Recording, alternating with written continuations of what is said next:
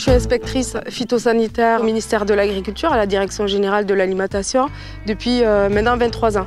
Force est de constater qu'aujourd'hui, on a un monde agricole qui est en souffrance et qu'il est urgent aussi de repenser l'agriculture de demain vers des modèles de production beaucoup plus vertueux pour tout ce qui est écosystème. Tout ce qui est circuit court et produits de qualité est réservé aux classes moyennes, voire supérieures, et qu'aujourd'hui, on a les précaires qui, malheureusement, n'ont pas la possibilité de pouvoir se manger correctement.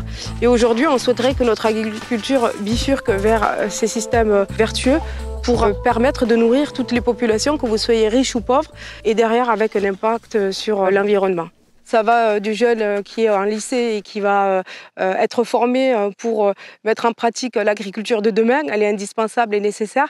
Et l'élevage intensif et la production intensive, eh bien, il va falloir l'abandonner parce que non seulement elle a un impact sur la santé humaine, mais elle a un impact également sur la partie environnementale.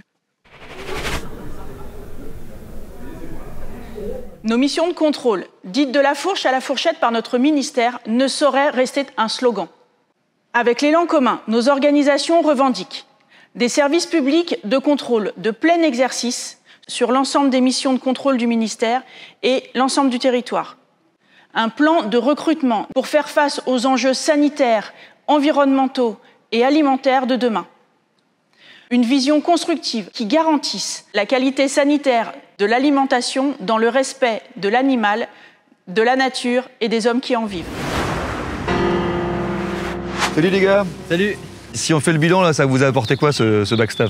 On a vu quand même pas mal de trucs techniques en cours, et puis dans le cadre aux Fresnes, c'est quand même assez sympa. Enfin, on a pu voir un petit peu la réalité des choses, quoi. Enfin, il y a une exploitation juste à côté. Donc ouais, ça permet de faire un lien entre les deux. Mais après, peut-être pas assez de mesures de sol, de pH, de l'eau, tout ça, pour avoir un peu plus de base comme ça sur la biodiversité, mais mesurée, plus que sur comment produire des poinsettias en serre, par exemple sur le frêne ou sur l'exploitation horticole.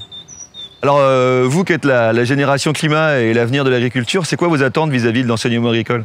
De mettre au clair sur la priorité du changement du système agricole en vue du changement climatique qui est déjà en train d'être fait.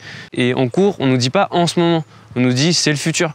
On a des profs qui nous font comprendre clairement que c'est maintenant, mais ça reste une minorité et on voit en allant dans l'enseignement supérieur que c'est encore en vue de plus tard, alors que non, le changement c'est maintenant. Alors, au niveau de l'élan commun, de nos organisations syndicales, nous, on défend l'agroécologie, on défend la transition de l'agriculture vers une agriculture plus durable. Donc, on essaye d'aller vers des circuits courts, l'agriculture bio. Après, il faut savoir qu'on a des résistances de la profession agricole majoritaire. Donc, il faut composer avec ça, c'est pas évident. On a aussi le problème de la loi Pénicaud qui a sorti syndicats, associations et parents d'élèves du regard sur les programmes. Et donc, on n'a plus la main. Donc effectivement, on voudrait, nous, un budget bien supérieur pour accompagner le renouvellement des générations au niveau agricole et aussi aller beaucoup plus loin en termes d'agroécologie, en termes de changement climatique et agricole. Unis et engagés pour le service public et ses agents, pour la transformation sociale et environnementale. Entre les 1er et 8 décembre, votez et faites voter pour l'élan commun.